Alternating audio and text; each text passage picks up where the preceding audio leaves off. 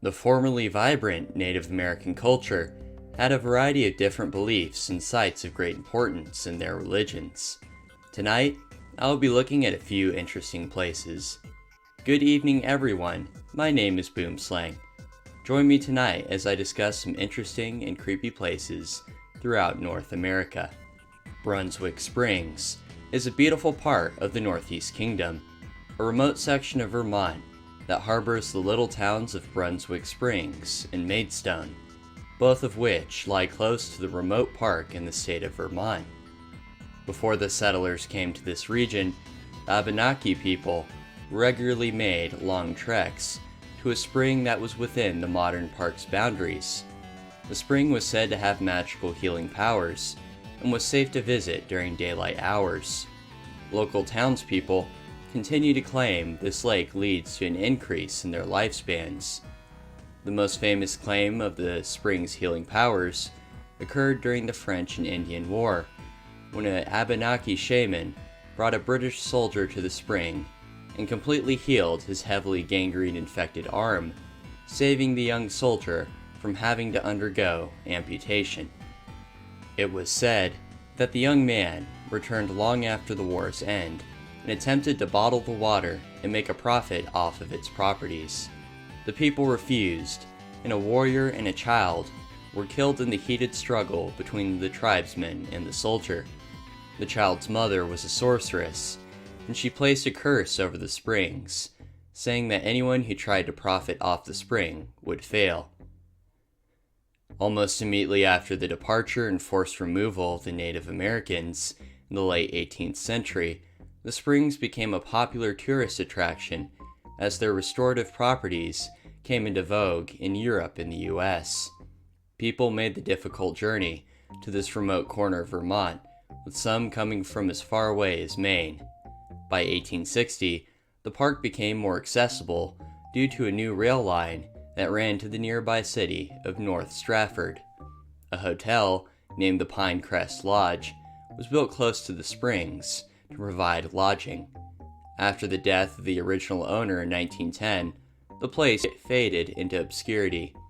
After years of neglect, the hotel collapsed after the foundation gave way.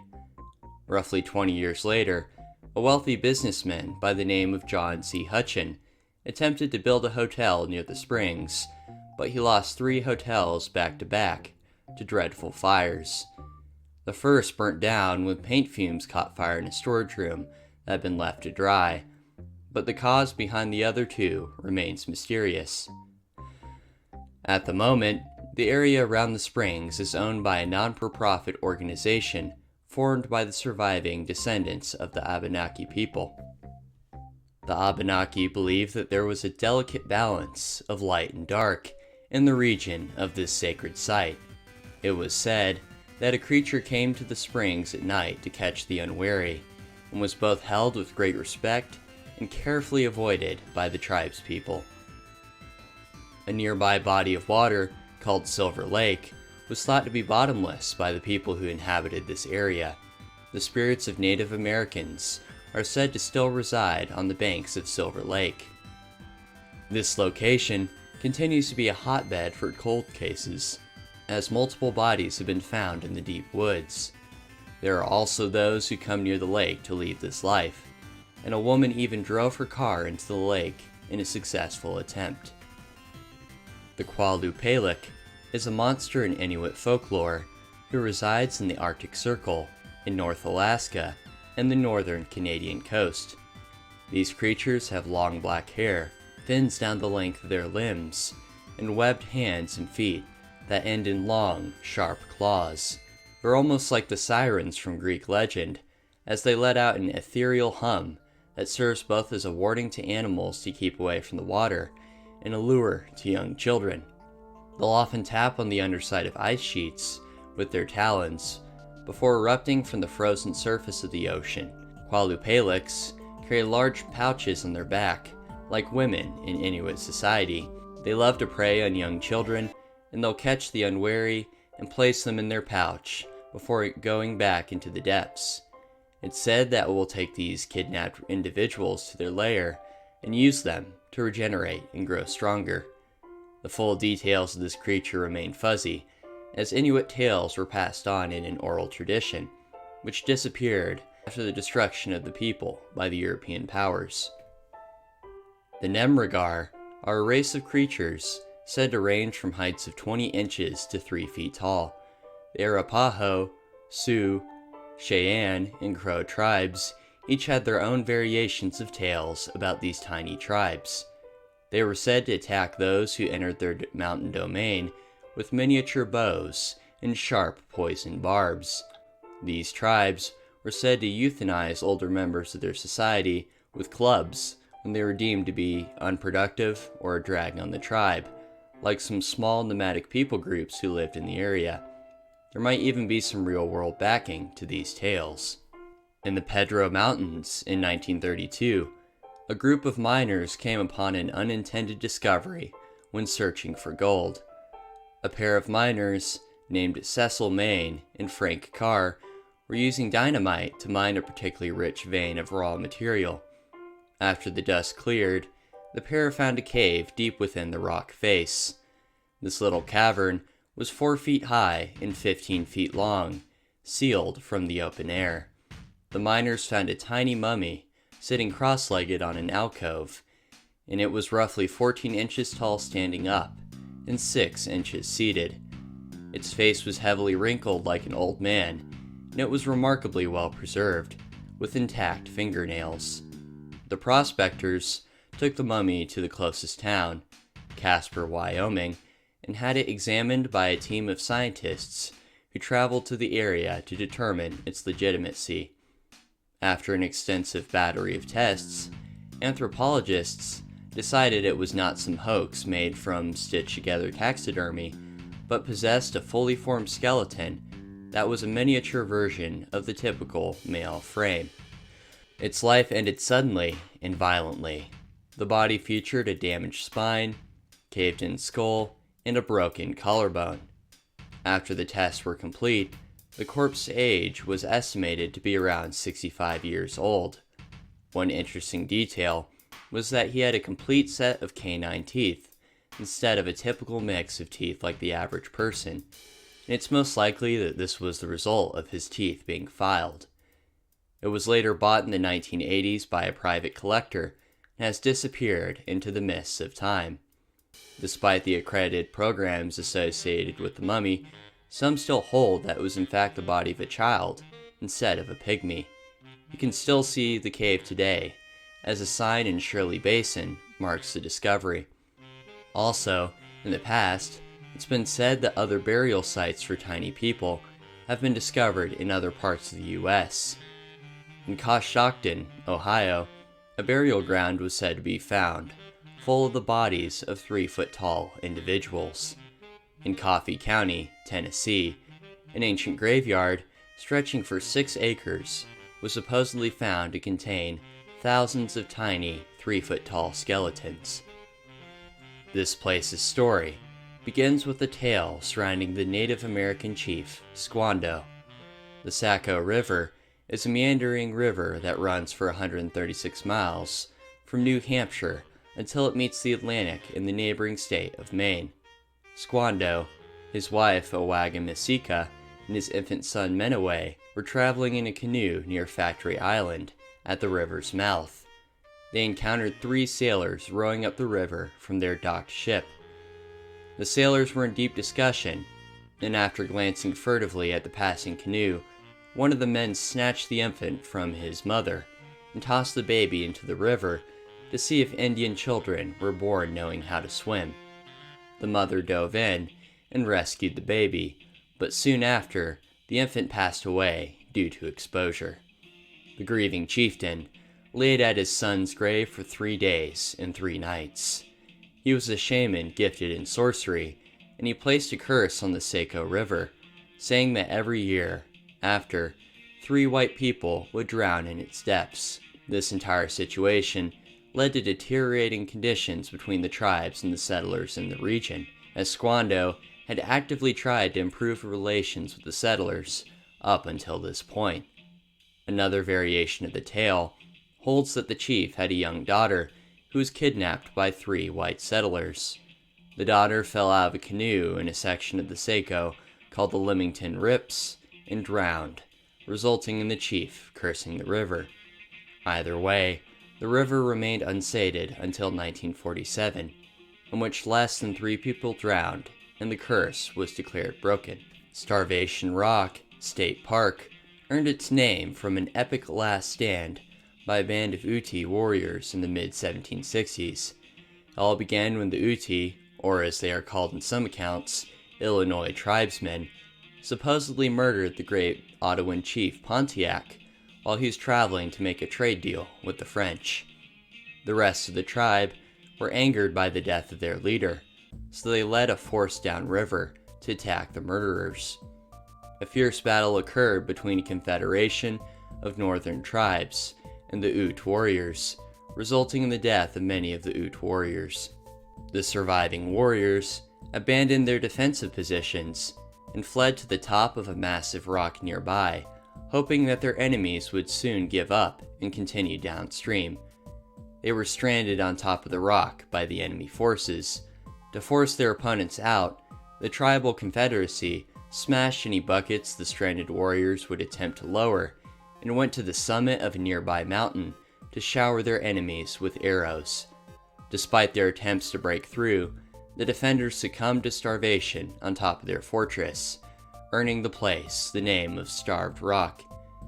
The park continues to have a pretty dark history, as the bodies of 3 middle-aged women were found in the park area in 1960 in a controversial case involving a local dishwasher named Charles Weger.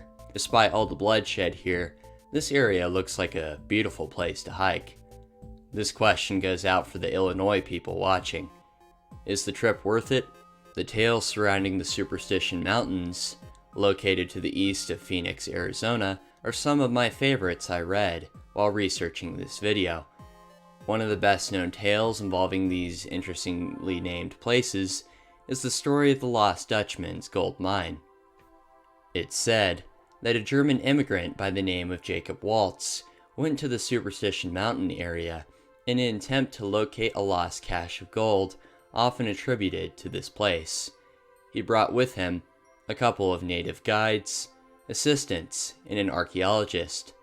Months later, only Waltz returned, bruised and bloodied, on top of a wounded mule. While that tale is mildly compelling, I find the creation myths of the Pima tribes who once dwelt here more entertaining. Here's an excerpt from an 1896 retelling of a classic tale recorded by Charles M. Skinner. Here's an excerpt from an 1896 retelling of a classic tale recorded by Charles M. Skinner. The Pima Indians of Arizona say that the father of all men and animals was the butterfly, Qualupalik, Earthmaker, who fluttered down from the clouds to the blue cliffs at the junction of the Verde and Salt Rivers, and from his own sweat made men. As the people multiplied, they grew selfish and quarrelsome, so that Qualupalik was disgusted with his handiwork and resolved to drown them all. But first, he told them, in the voice of the north wind, to be honest and to live at peace. The prophet Suha, who interpreted this voice, was called a fool for listening to the wind. But next night came the east wind, repeated the command, with an added threat that the ruler of heaven would destroy them if they did not reform. But the evil was not all gone. There was one Hawk, a devil of the mountains, who stole their daughters and slew their sons. One day, while the women were spinning flax and cactus fiber, and the men were gathering maize, Hawk descended into the settlement and stole another of Suha's daughters. The patriarch, whose patience had been taxed to its limit, then made a vow to slay the devil. He watched to see by what way he entered the valley. He silently followed him into the Superstition Mountains. He drugged the cactus wine that his daughter was to serve to him. Then, when he had drunk it, Suha emerged from his place of hiding and beat the brains out of the stupefied fiend. The barren sandstone islet on which the prison of Alcatraz lies was long considered a place of ill omen, to the Miwok tribes who lived there before the foundation of the structures there. They claimed that the island was a dwelling place for evil spirits, and members of the tribe who had violated the rules were often isolated there for a short time, or, in rare cases, banished to live among the island demons for the rest of their life. Despite these taboos, the Olholn tribesmen continued to go to the island to harvest the eggs of the birds who dwelt there. Later on, the place was given the name Isla de los Alcatrazes, or Island of the Pelicans, by the Spanish seafarers. This was later shortened to Alcatraz. Later on, construction was initiated on the island by the US Army, and it was converted into a military prison in 1861, and it became a federal facility in 1934. Despite the construction of the prison and the removal of the Olholn, the evil spirits were said to continue to haunt the rock throughout recent memory. Many guards recorded encounters with an entity with glowing eyes they simply nicknamed the Thing. One inmate in the hole, a place of solitary confinement, surprised the guards late at night by screaming that something was on the other side of the cell. The screams of the man were ignored, as he was known to make a lot of noise during the nighttime hours. He was found dead the next morning, with hand imprints on the sides of his neck. Later that week, during the daily head count of the prisoners, the guards realized there was one more prisoner in the D Block area than was recorded on the tally. The recently strangled prisoner was present for roll call. In 1969, the island was symbolically claimed by a band of descendants of the Mohawks, and the former penitentiary was turned into a miniature town, with administration provided by a mayor named Chief Oak and the city council. The occupation began to fall apart after a freak accident that resulted in the death of Oak's stepdaughter, and he soon retreated from the island. In 1971, the occupation was broken when a group of armed marshals, with assistance from the Coast Guard, forcibly removed the remaining group from Alcatraz. Their occupation ended up being a win, resulting in the return of Blue Lake and 48,000 acres of former Taos land to their respective tribe. In addition, a Native American university was constructed in Davis, California, and Native Americans were permitted to join the Bureau of Indian Affairs. When the Western settlers first entered the West, they found two great Indian nations locked in combat with each other.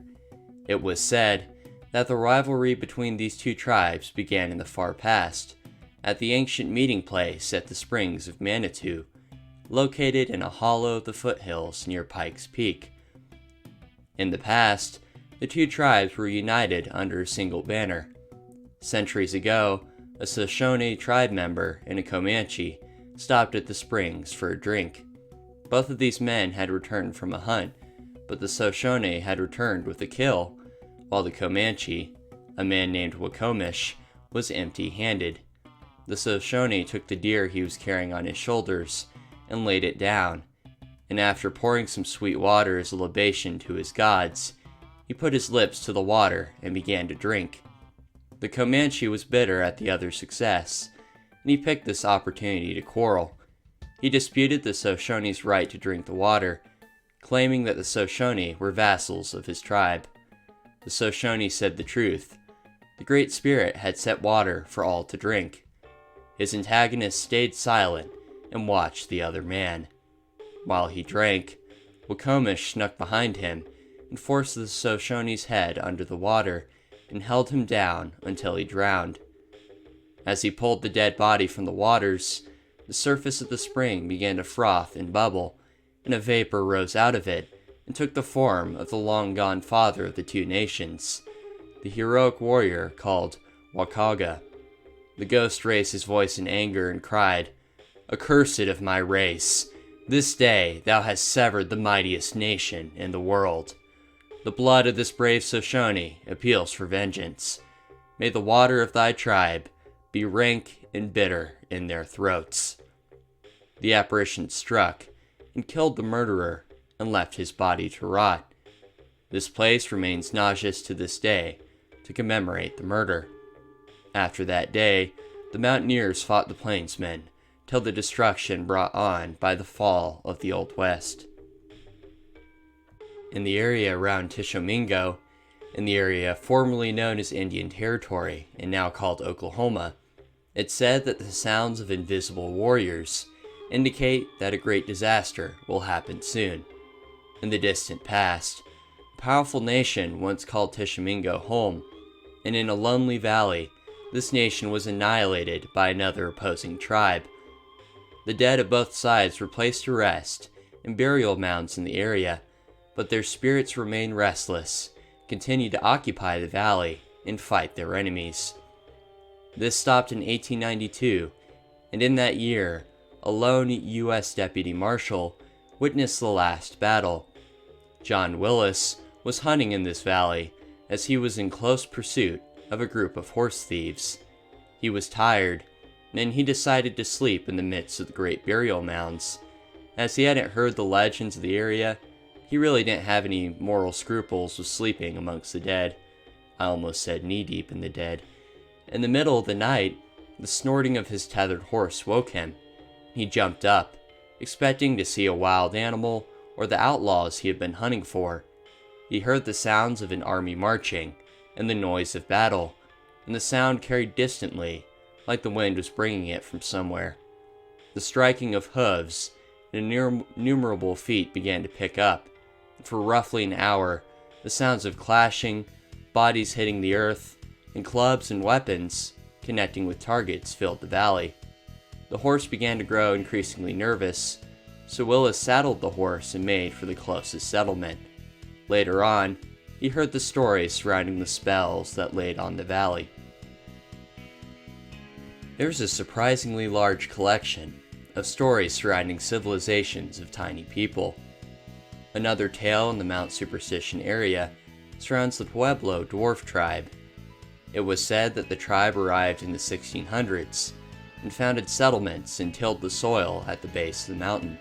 Their elaborate ceremonies and rituals involving worship of the sun helped to keep the nearby Apache tribes at bay due to the superstition surrounding their religion and killing any members of the tribe. The nearby tribes considered it bad luck to kill one of the dwarves, as that would bring the wrath of their god. After a period of 5 years, the Pueblos learned that another Indian tribe, known as the Zuni, were rapidly invading and conquering the lands south of their borders. They prepared to mount a defense.